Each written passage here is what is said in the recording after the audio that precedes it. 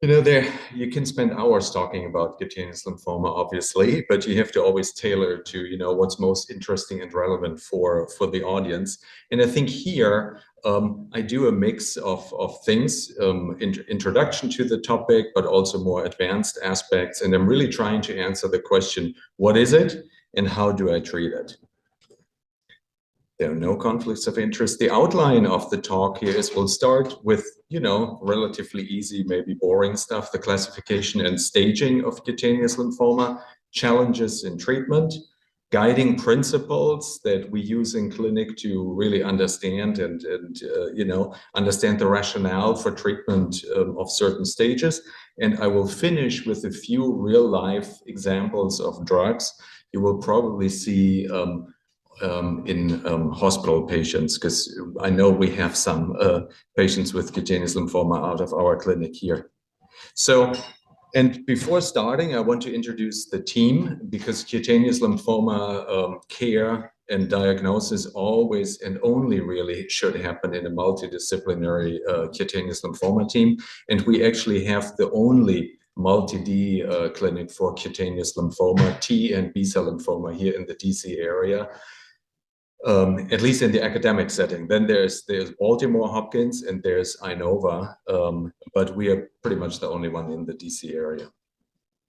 And you can see that the team usually has a dermatologist. That would be me in this case. We cannot really do it without oncology, hematology, Dr. Arthur Chenoy, who's working with me, and every other Wednesday of the month, we do our multi-D cutaneous lymphoma clinic over at Lafayette Medical Center. But we need radiation oncology, and you can see a very strong and a really critical component of their team is pathology. Not only one, but we have 3 pathologists who pretty much review our biopsies, because diagnosis is not often clear-cut on the histopathological side.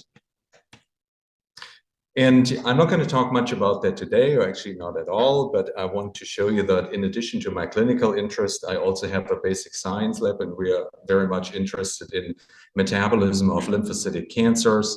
We really try to understand what are sort of the metabolic requirements, what are the metabolic drivers in lymphocytic malignancy, lymphoma, but also leukemia. Well, let's talk about cutaneous lymphoma today, and I'll start with the classification and staging, because without this, it's really too hard to, or impossible to understand the condition.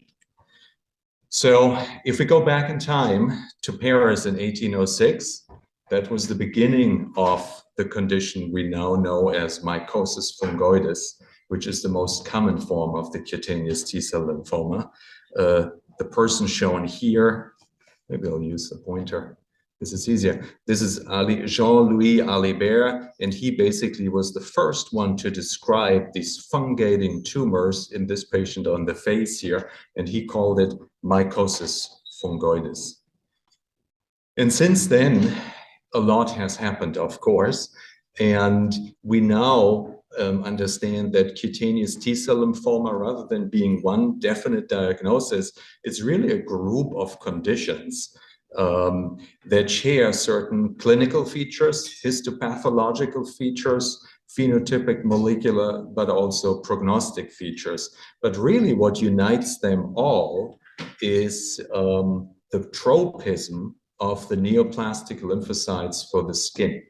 And there is still fierce debate going on. Where does cutaneous T-cell lymphoma really start? Does it start in the skin? Does it start in the bone marrow? Maybe in the lymph nodes? But no matter where it starts, ultimately, the main disease site is really the skin. And that is because, and I'll show the molecular mechanisms in a minute, there is really this very characteristic tropism attraction of the neoplastic lymphocytes to the skin, and then also persistence in the skin. And this gives you a short overview of the current classification here of cutaneous T-cell lymphoma and cutaneous B-cell lymphomas. But today, let's focus on really the vast majority of cutaneous lymphomas we see. Those are the T-cell lymphomas. I know it's hard to read, and you're not supposed to read it all. We'll just talk about the most, prevalent, most common ones. But it shows you the just large spectrum of conditions. And the question always is, when I work with students and residents in the clinic, and the question still for me is, why do we have so many different types of cutaneous T-cell lymphoma? You should think it's relatively simple. We have lymphocytes in the skin, they transform, they become malignant. Maybe there should be one, maybe there should be a few, but not that many different subtypes. And one of the reasons we believe what's going on is you have to really appreciate the fact that in 1 square centimeter of the skin, there are up to 1 million T cells. This is an enormous number of cells, right? So the skin overall is just an enormous, really homing organ for T cells. And then this is sort of, not maybe the most recent, but a relatively recent breakdown into T cell subsets. Of course, you're aware of the T helper cells, the cytotoxic or the T killer cells, but the T helper cells have multiple different subsets, from follicular helper cells, Th1, Th2, which I know you know. There are different types of killer cells, and there are the NK T cells, and there are a few more. And in theory, every one of those could turn into cancer and give rise to a certain subtype of cutaneous lymphoma. And the tricky part, I should tell you that already, is that we don't know for sure which of these subtypes is the cell of origin for many of the CTCL versions we see. It is extremely hard to figure out. Maybe you've heard an NK T cell lymphoma. Well, that is really simple, right? That starts in NK T cells. But the forms I'm going to talk about it today, Sézary syndrome, mycosis fungoides, we have very contradictory reports in the literature, and we are not really sure what is really the cell where it all started. So again, a little bit more zoomed in here, the current classification, the WHO classification of cutaneous lymphomas. What I really want to focus on today, and those are the patients you will most likely see, are the ones with mycosis fungoides, which is really the most common type of cutaneous T-cell lymphoma, and then the leukemic version, the Sézary syndrome. Clinically, they look different. Biologically, they are different, and they also get different treatments. But both of them make up the vast majority of the cases of CTCL we see in the clinic. So let's focus on cutaneous T-cell lymphoma. It is part of the non-Hodgkin lymphomas. You can see here the median age of diagnosis is 55. It tends to prefer male patients, even though if you think about clinical practice, these numbers don't always match your patient population. But here, that's important. The vast majority, over 70% of the patients are early stage at the diagnosis. Usually it's a very good prognosis, but some can progress to advanced stages and actually get diagnosed only at advanced stages. And it's important to keep in mind that the treatment is not just simply putting cortisone on the skin, because in some cases, unfortunately, it can really progress to very advanced disease and even a fatal condition. So this shows you one of the, I think, most important characteristics, but also one of the most prominent challenges in treating the disease, that there are different disease compartments. Of course, cutaneous T-cell lymphoma, not surprisingly, skin is one compartment, but then it can spill over into the blood, it can go into the lymph nodes, and there are advanced cases with even visceral disease. So whenever we design treatment and think about new treatment strategies, we have to keep in mind that every treatment should somehow target disease in all these 3 or up to 4 different compartments. And the compartmental model of cancer, you know that from other cancers, is of course really the basis for the staging system. And even for cutaneous T-cell lymphoma, we use the TNMB for blood staging system. And I don't want to go through the details here. This just captures very nicely, and we do stage patients when we see them in clinic. but it captures really nicely the extent of the disease, and then also, as you can see here, the prognosis. And there is actually a very nice alignment between the progression of the disease from T1 to T4. T1 would be only patches, you only see they are just visible, but you can't feel it, some red spots on the skin, maybe scaly. And T1 means less than 10% body surface area. It could be a little spot on the forearm, it could be a little spot on the buttocks or thighs. And T4 would be erythroderma, meaning more than 80% of the body surface area is just covered by redness and scaliness. And you can see how the overall survival here really drops off dramatically. So there's really an important prognostic indicator, and in the staging, and also, of course, the disease presentation. And I should say that the vast majority of patients that get diagnosed are up in this category up here. They do have an overall really good prognosis, because they usually stay in that category. It's a small number of patients who get diagnosed with early stage disease who then actually advance to a more progressive or progressed disease. The picture, of course, in our clinic is very skewed because we tend to see the patients with really advanced stage disease.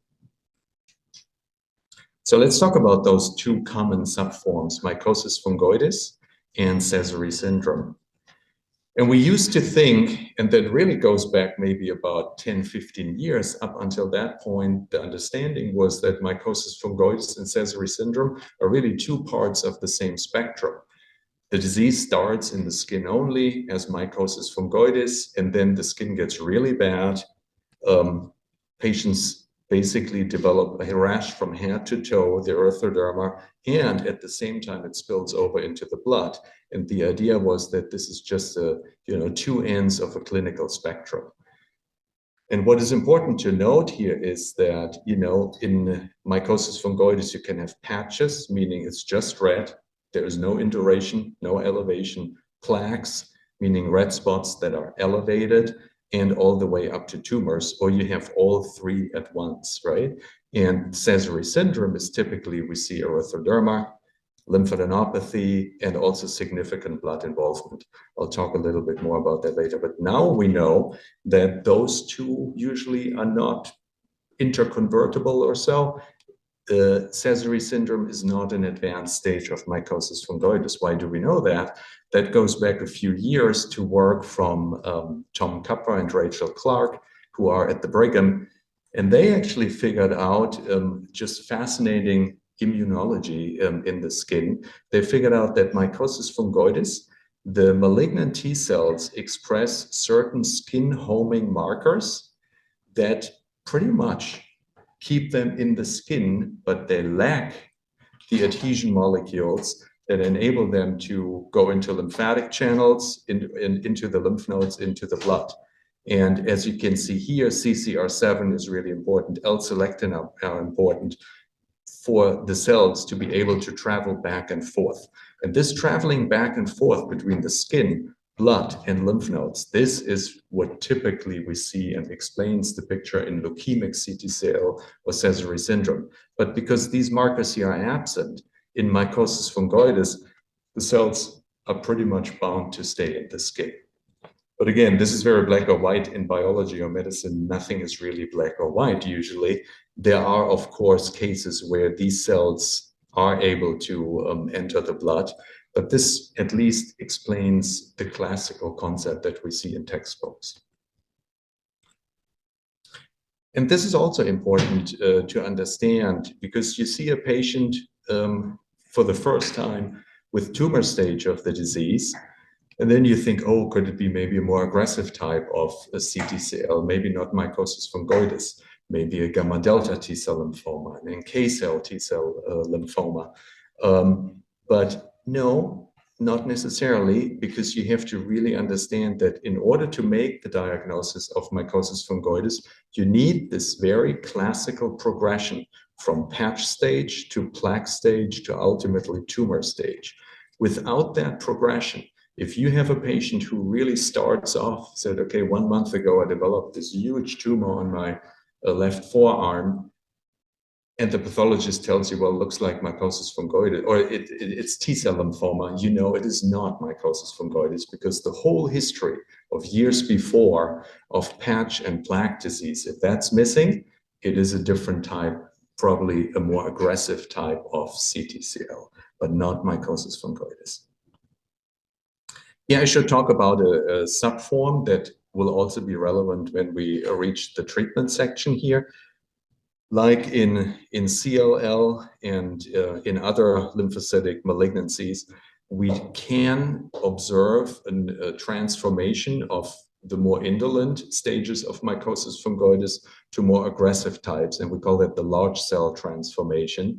And this is really the progression from a low-grade to a high-grade lymphoma, and we do see that in our clinic, unfortunately, relatively often. And it definitely comes along with a severe reduction in prognosis and overall survival. And it also means that we have to treat the patients much more aggressively. Why is this important for the treatment? I'll get back a little bit later, because usually or initially we thought all patients with large cell transformation, the malignant lymphocytes, start to express CD30. And now we are able, but that was basically the rationale why people thought, well, let's design a monoclonal antibody therapy, brentuximab, for CD30. So we have actually a non-chemo treatment for these patients. Now it's a little bit more complicated because there are also CD30 negative cases of large cell transformation, but we still have started using brentuximab in those cases. A little bit more about that later, but I wanted you to understand why we actually think about targeting CD30 and where things in the mostly, indolent form of cutaneous lymphoma or mycosis fungoides can go wrong with the large cell transformation. And if you have a patient on the wards, those and they're admitted for CTCL, those are usually the patients with large cell transformation and, of course, the very progressive disease. So Sézary syndrome, just a few words about that. I mentioned already the erythroderma. And what's interesting is when we biopsy that and think we need a diagnosis back from dermatopathology, we usually don't get a really helpful diagnosis. They say, yes, we see clearly a lymphocytic infiltrate, maybe atypical lymphocytes, maybe not atypical lymphocytes, but they're not able to tell us any more, specific information that would allow us to say, okay, is it erythrodermic atopic dermatitis, psoriasis, or Sézary syndrome? It can have a very uncharacteristic infiltrate in the skin, but what's really where the diagnosis lies is in the blood, because you can see under standard, in standard blood smears, you see these large lymphocytes with the cerebriform nuclei. And what we use nowadays is, of course, flow cytometry with markers. Then the absence of certain markers allows us to detect and quantify the tumor cells. So that's Sézary syndrome. And then I think the summary for Sézary syndrome is think T4 and B2. T4 meaning erythroderma, and B2 means really significant leukemic burden, more than 1,000 atypical cells per microliter. And if those two criteria are there, erythroderma, and you have your more than 1,000 atypical cells from flow or blood smear in the blood, then you can call it Sézary syndrome. And importantly, these patients look like this from the beginning. They don't go through the patch black tumor stage. Okay, so after this introduction now, classification and just some basic staging tools I gave you, what are the challenges in the treatment of those patients? I think, the most important challenge is, unlike for some other cancers or some cardiology patients, we just don't have perfect algorithms. We have to make up the decision when we see the patient on the get-go in the clinic. And the reason for that is that, as you could have probably seen already, it is an extremely heterogeneous disease presentation in both mycosis fungoides and Sézary syndrome. there is really extreme heterogeneity in clinical, pathological, but also cellular and molecular features between patients. And also in the same patient, there is a very significant intra-individual heterogeneity of how the disease presents. And you can see here, this is one of the patients when I was at UW-Madison. You can see those would count as tumor stage disease. There are patches, there are plaques. So you can't have all three stages of the disease, unfortunately, of course, in the same patient. But then you have to design a treatment plan somehow that treats the tumors, the patches, and the plaques at the same time. And to make it more complicated, you want to treat the different disease compartments. Because so far we've been talking and thinking about skin, but you also need a treatment for nodal disease if it's there, for blood disease, or for visceral disease. And the inter-individual heterogeneity of the disease and the involvement of these different compartments does present a challenge on how to treat it and design really effective treatments for these patients.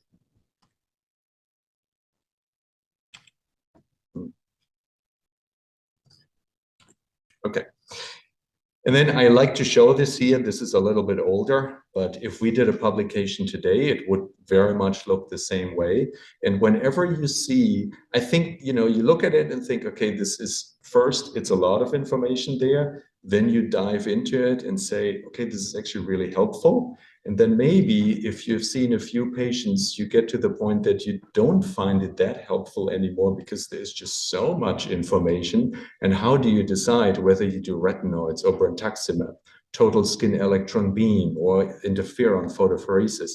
And whenever you see a chart like this, without a clear structure, without a clear sequencing for treatments, we don't really know how to treat the disease. And that's the reason why I show it. Those are all options, and we use all these options, but we have to really sit down after we see the patient, usually together with radiation oncology and dermatology, and really come up with a well-tailored individual treatment plan. So what do we use sort of as guiding principles in order to design those plans? I think the most important thing to understand is the differentiation between skin-directed and systemic treatments. Early stage disease, by definition, is skin only. So we can really come up with really just skin-directed therapy only. And skin-directed means topical steroids, phototherapy, that would be narrowband phototherapy, UVB, UVA, would be radiation. Those are all skin-directed treatments. And the more the disease advances, the less you could say maybe penetration of these skin-directed treatments there is, and you need to add something systemic on. And we do see the need in some patients with even early stage disease, where skin-directed therapy alone is not working, and we need to add on some milder systemic therapies. For example, methotrexate. We use that a lot in patients with CTCL, or mycosis fungoides, I should say, and also Sézary syndrome. But once the disease gets more advanced, and 2B, I should tell you, it's tumor stage disease. Once we see tumors or erythroderma, nodal disease, blood disease, then we know that skin-directed treatment only doesn't do it, because the disease has also progressed to the other compartments, and we really need the systemic medications. And what we typically don't achieve is really a cure of the disease. So we are pretty good at slowing the progression down. We make it less symptomatic. Pruritus, itching is a major symptom for a lot of patients. And since it is a condition that patients usually will live with for many, many years, some for decades, we need a really sound long-term approach for those patients. And that's why, if you look at peripheral T-cell lymphoma studies, other T-cell lymphoma studies from oncology, what the CTCL field has been doing, they have really designed milder drug regimens, milder versions of already existing regimens to reduce the cumulative toxicity and really make sure that we can do it repeatedly. We use liposomal doxorubicin, and sometimes patients are on it for years, take them off, maybe another 1 or 2 years, which you can, of course, only do if you lower the dose sufficiently because of cardiotoxicity and other things. So another thing to consider is here, and I already mentioned that we cannot cure the disease. We need really long-term treatments with limited cumulative toxicities. And the other thing important to keep in mind is that, you know, in most patients, unfortunately, with advanced stage disease, we only reach the PR, partial responses, rather than complete responses. But that is okay, because if we can shrink the tumors to the point that they're just patches, just red spots on the skin, and we control the itching at the same time, that is acceptable, right? And that wouldn't be, the patient might not look very different than somebody with psoriasis or eczema. Another guiding principle or rationale we're using is adding in the skin-directed treatment, even for advanced stage disease. There is no really good reason to have somebody only on interferon or only on chemotherapy. Why can we not do at the same time, from time to time, do radiation, total skin electron beam, narrowband UVB? We can add topical steroids, even for patients who get admitted with really bad erythroderma and the workup, while we do some systemic medications.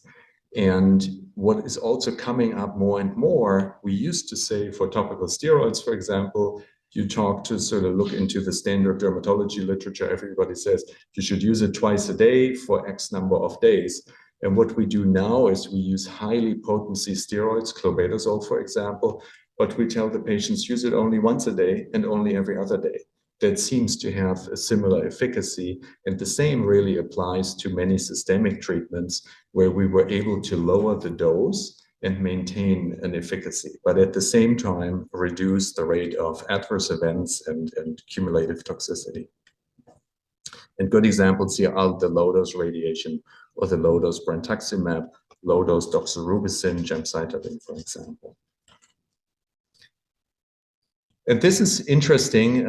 This is, you know, not relatively recent. This is already 9 years ago, but this is a study that we still talk a lot about in the field. And it really shows you that while chemotherapy, that could be single agent, that could be combined chemotherapy, has really excellent response rates. Up to 80, maybe 90% of patients have at least a partial response if we do these treatments. It sounds great. But if we follow these patients, we see pretty much an immediate remission and the lack of durable disease control. You can see here the time to next treatment with chemotherapy is really the lowest compared with more immunotherapy like alpha interferon or sort of in between the histone deacetylase inhibitors, romidepsin or vorinostat, for example. And then what's also important to note is, you know, the later we start using the chemotherapy, the less, of course, it works. But the main thing about chemotherapy is that this is not an option for durable disease control. And that's why we use it oftentimes as a measure of just immediate cytoreduction, reduce the disease burden, and then roll over into a more immunological treatment.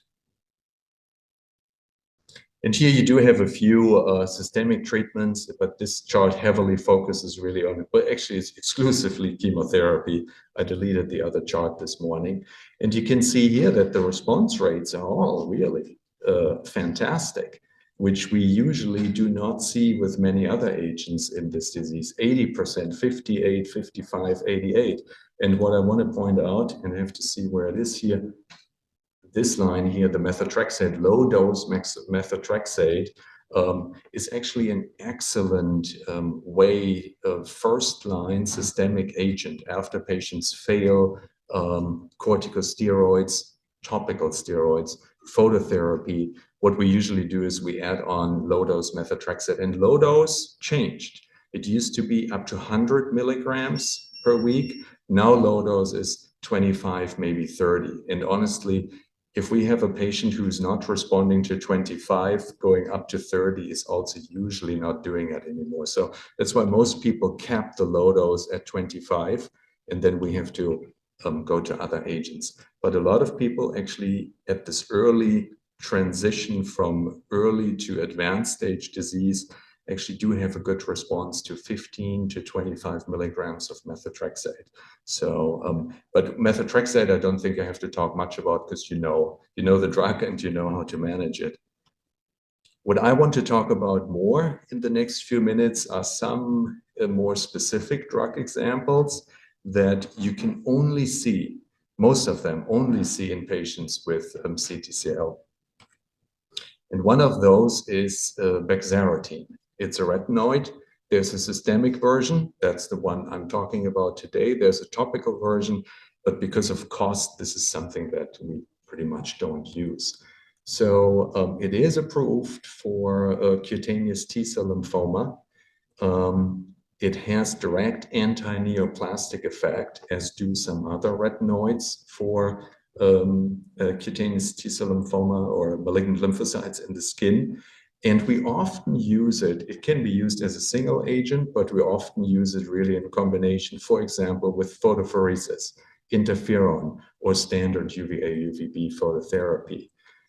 What's important here to understand is that when we start a patient on bexarotene, that pretty much means they don't start one, they start 3 medications, because the bexarotene always will elevate the triglycerides. So we need to have them on fibrate, statin, or maybe just omega-3 fatty acids.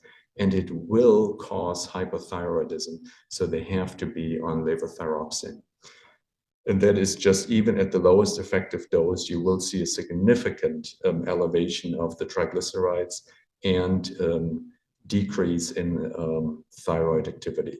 And what's important here is that's why I bolded it, because I've had a few patients where the patient got admitted and the levothyroxine got stopped, even though the patient was severely thyroid suppressed. And the reason is we don't look at TSH in those patients. We look at FT4. If you look at the TSH, you think, oh man, the patient should not be on levothyroxine because TSH is way down. But yeah, it's way down because bexarotene causes central hypothyroidism. So whenever you have somebody on bexarotene, keep in mind, you don't worry about the TSH. I don't even check it anymore because it can be mistaken by somebody. So we only look for free T4 and use that to gauge the dose determine the dose of the levothyroxine. Decreased platelets is something we see sometimes, but only at the higher doses, and most patients don't need the high doses. And yeah, I think what's important to note is also that we use a low dose regimen, just to give you an idea, 150 to 300 milligrams per day. The older European literature that did a per meter square dosing to up to 10 times those doses, but we don't do that anymore. Talk about reducing the dose, reducing the adverse events and the cumulative toxicity while maintaining the same efficacy. That is one of these examples. And remember when I talked about CD30 and the large cell transformation? That was the reason why brentuximab, the monoclonal antibody that targets CD30, was developed. So CD30 is being targeted by the monoclonal antibody, which is fused to MMMA, which is a microtubule disruptor, and that's causing apoptosis. And this is a medication that we are really happy that it exists in the clinic, because a lot of patients have been on it and will be on it in the next few years. And here you can see this was the trial, the Alcanza trial, and I'm showing this here, even though it's a little bit older, but this was the trial that basically was used by the FDA for the approval. You can see a dramatic increase in progression-free survival on patients who received brentuximab vedotin. Vedotin is the poison, and we call it in clinic oftentimes BV for brentuximab vedotin, versus patients on methotrexate and or bexarotene. And even though I said initially methotrexate and bexarotene are great and we use it a lot in clinic, but remember we said that we use methotrexate for more early, quote unquote, advanced stage diseases. Once it becomes late advanced stage, then you need stronger agents, for example, the brentuximab. So it is, and I'm sure you've seen it before because it's not only approved for cutaneous T-cell lymphoma, but also for anaplastic large cell lymphoma, for Hodgkin's lymphoma, because all those malignant T-cells do express the CD30.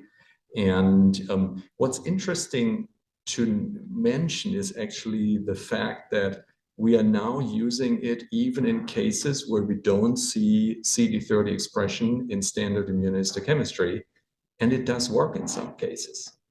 And the reason is that probably the standard immunohistochemistry, the detection threshold is so high for CD30 that a negative standard IHC does not exclude lower levels of CD30 expression. And these lower levels are still enough to show clinical efficacy. Not in every patient, but if we get to the point that things are becoming desperate, then we will start somebody with no detectable CD30 in immunohistochemistry on brentuximab. It is overall very well tolerated. GI side effects can be managed. The real issue initially for many years was the peripheral neuropathy, about 70%. And I can tell you pretty much about every patient I have seen treated with brentuximab did develop peripheral neuropathy, and that was not always reversible upon stopping the medication, unfortunately. So another reason why people were testing the low-dose protocol.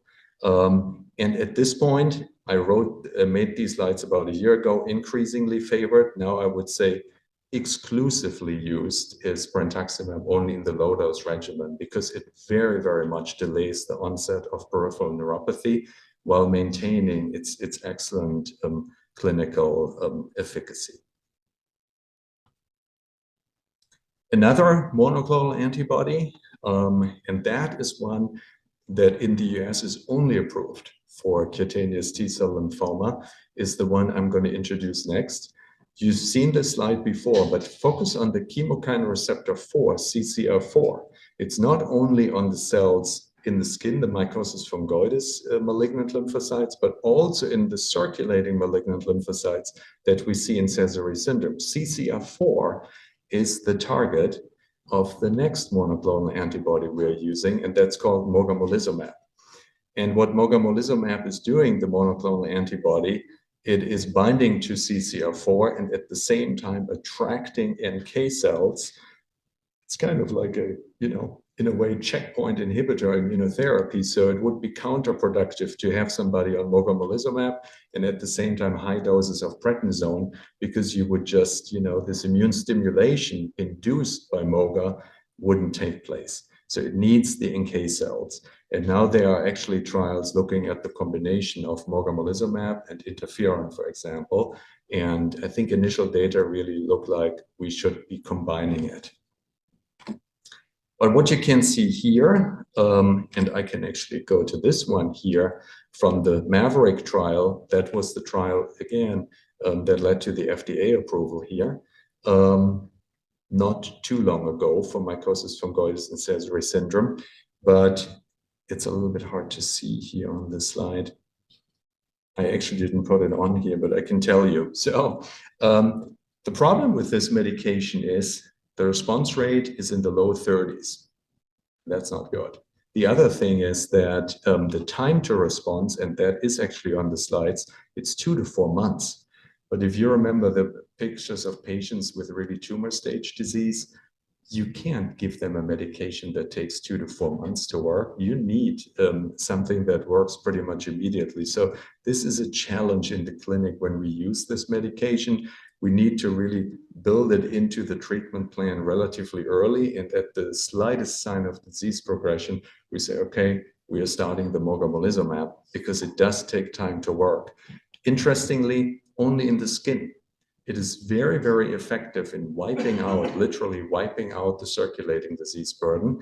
Because remember, also the caesary cells, the circulating cells are expressing CD4. So mogamulizumab really good in wiping out the blood disease burden. Takes a little bit longer for the skin, but we are using it. And in the future, I think it will be used more heavily, but really part of a combined treatment approach rather than as a single agent. So in summary, I think I've made a pretty good case that we don't have a one-size-fits-all treatment, because the disease is so heterogeneous between patients and also in the same patient in presentation and biology. And what I have not been talking a lot about or at all is really the prognostication and really predicting the cases that do not follow this MF doesn't progress and a little bit of cortisone from CVS is enough, which usually isn't. But when do patients, when do we have to be more cautious? When do patients progress to advanced stage disease? We don't know. Improved diagnosis is also something that you might be a little bit surprised about, but for the standard patients with mycosis fungoides, it takes about easily 5 to 15 years before we make the diagnosis. And before those 5 to 15 years are just extremely frustrating for the patient because they go from provider to provider. Everybody's doing a biopsy, but it doesn't show anything other than maybe eczematous dermatitis, and the patient is miserable and no treatment works. And oftentimes the treatments we use for eczema can actually make CTCL worse. And I think this has become pretty clear that we clearly still need, safer regimens, a better rationale on sort of how to combine the different drugs we have. We have more than the 3 ones I showed you, right? I just wanted to point out a few relevant players here. And there is clearly a need for new active discoveries on the mechanism, tumor drivers, targets, novel agents, even for early stage disease. And the last thing is, and we think about that in clinic a lot, how do we prioritize? How do we sequence treatments in order really to optimize the outcome?